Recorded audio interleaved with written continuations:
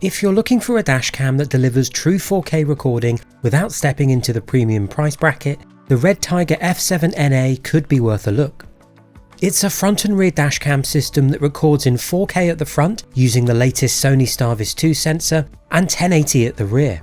What makes the F7A interesting is that it aims to bring some of the highest end dashcam features like HDR processing, voice control, Wi-Fi 6 connectivity and advanced parking monitoring into a much more affordable package. Over the next few minutes, I'll take you through everything you need to know, including what you get in the box, how easy it is to install, the features and settings, app connectivity, parking mode and of course the all-important video quality. And just so you know, Redtiger provided the dashcam for review, but as always, all the thoughts and opinions are entirely my own. If you'd like to get one for yourself, I've put a link in the description and pinned comment below with a code to get you a discount from redtiger.com. Let's get started. Opening up the box, you're first greeted by the nice dashcam layout sheet with boxes below. Putting the camera info pouch to one side, you'll find the main 4K front dashcam unit below. It's fairly compact with a clean and modern design that won't look overly bulky once mounted on a windscreen. You've got the large 4K lens on the front which is fixed in place. On the top there's the mounting slot and two USB-C ports, one for connecting the rear camera and one for powering the system. On the side you'll find a big red button to take a photo of the current view when pressed and a memory card slot. The standard F7NA doesn't come with a memory card, but if you buy one of their packages with extra accessories it will.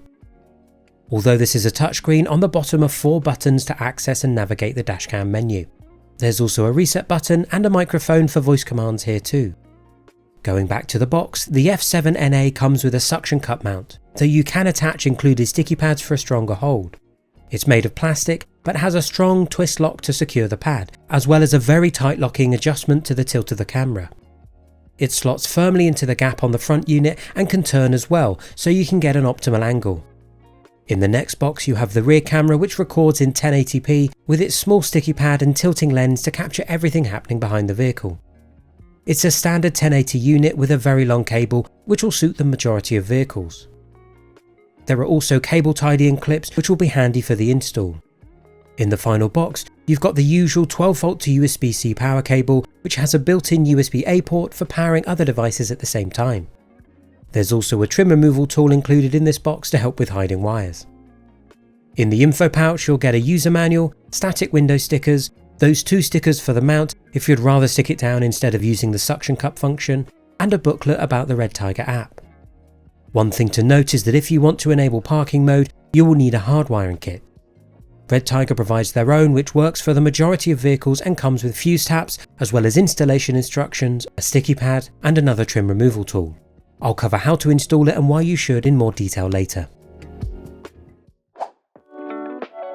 Starting with the specifications, the Redtiger F7NA is a dual channel dashcam, meaning it records both the front and rear of your camera simultaneously. The front camera records in true 4K at 30 frames per second, and this is powered by the Sony STARVIS 2 IMX678 sensor. This is a key feature as it's designed to deliver much better image clarity, improved dynamic range and stronger low light performance compared to older sensors. The rear camera records in 1080p at 25 frames per second which, while not as detailed as the front, still provides solid coverage of what's happening behind you. The front camera also benefits from high dynamic range, while the rear uses wide dynamic range, both of which help balance bright and dark areas within the image. This becomes especially important when driving in challenging conditions such as bright sunlight, shadows or nighttime driving with headlights. For storage, the F7NA supports microSD cards of up to 512GB, which allows for extended recording times without constantly overwriting older footage. The dashcam also includes built-in voice control, supporting a range of commands that allows you to operate the camera hands-free while driving. On top of that, you've got 5.8 GHz Wi-Fi 6 connectivity, which enables faster file transfers when connecting to the mobile app. Altogether, on paper, it's certainly a very well-rounded set of features for a dashcam in this category. Installing the F7NA is fairly straightforward and follows a similar process to most front and rear dashcam systems. The first step is choosing the position for the front camera, which will typically be just behind the rearview mirror, so that it doesn't obstruct your view of the road. Before attaching it, it's important to properly clean the windscreen, especially the area directly in front of the lens, as any dirt or smudges can affect image quality. Once cleaned, you simply remove the backing from the adhesive mount and press it firmly onto the glass. From there you can connect the power cable and begin routing it around the edge of the windscreen and down towards your vehicle's power source. The rear camera installs in a similar way, attaching it to the inside of the rear window using another adhesive mount. You can then run the cable from the rear camera along the headliner and connect it back to the front unit. Once everything is connected, the camera will power on automatically when you start the vehicle and begin recording straight away. If this install has gone a bit quickly, I've created a full step-by-step guide on how to install a dashcam and hide the wires, which I've linked in the top right corner and in the description below. Do check that out after watching this video. Once the F7NA is installed, powered on and set up, you're greeted with the main display, and this is where the touchscreen really makes a difference. And I should say at this point, if you're seeing any lines on the screen, it's just my camera and not the F7NA, which is very bright and sharp. Unlike dashcams that rely on only physical buttons, this allows you to navigate menus and settings much more easily, though remember there are buttons on the base of the camera. In the top corners you have GPS, resolution and G-sensor, and Wi-Fi voice command and microphone symbols, so you know what settings are being used. Tapping the screen once will bring up a menu bar across the bottom. The first button is Settings, and here you have a whole range of things to play with, such as resolution for both cameras, G-sensor sensitivity, fatigue reminders and GPS. As you can see, the touchscreen is very responsive as I move around. Back on the home screen, the second button is a way to lock clips and protect them so they can't be overwritten by the F7NA's loop recording. The third button is the gallery to view clips. It's separated into front and rear cam folders, and you can view clips full screen in good quality playback. The fourth and final button switches between the different cameras and the screensaver. Overall, Redtiger has kept the F7NA interface simple, clear and uncluttered. A couple of standout features to mention are Driver Assistant, which includes lane departure, forward collision and stop-go warnings. If you're hardwired in, then parking mode will be available too, with sensor and interval-based recording options. And finally, voice commands, which offer a hands-free way to control the dashcam, including Show Front Camera, Lock Video. Connecting the dashcam to your phone is done through the Redtiger app, which is available on both iOS and Android devices. Once connected via a local Wi-Fi connection, you can view live footage, download video clips and adjust settings directly from your phone. Image quality is clear and the app itself is very responsive. Thanks to the inclusion of Wi-Fi 6, transfer speeds are noticeably faster than older dashcams, especially when downloading larger 4K files. The app itself is fairly straightforward and it provides a convenient way to access your footage without needing to remove the SD card.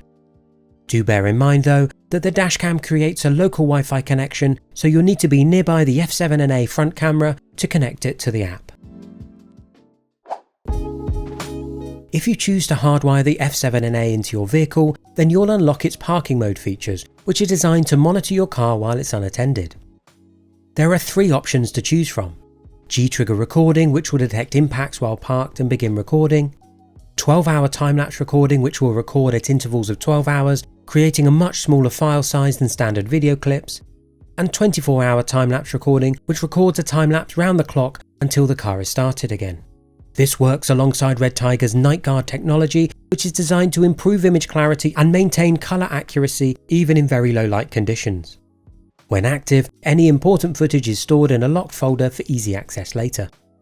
If you like the idea of hardwiring but don't know where to start, don't worry, because I've already made a complete how to hardwire a dashcam to your vehicle video guide, which you should see in the top right corner now, but it's also linked in the description below. If hardwiring definitely isn't for you, then I've just taken a dive into an alternative idea: powering parking mode via the OBD port. That video's linked in the same places too. Of course, the most important aspect of any dashcam is video quality, and this is where the F7NA really aims to stand out. Starting with the front camera, the 4K footage is sharp and detailed with good colour production and strong overall clarity.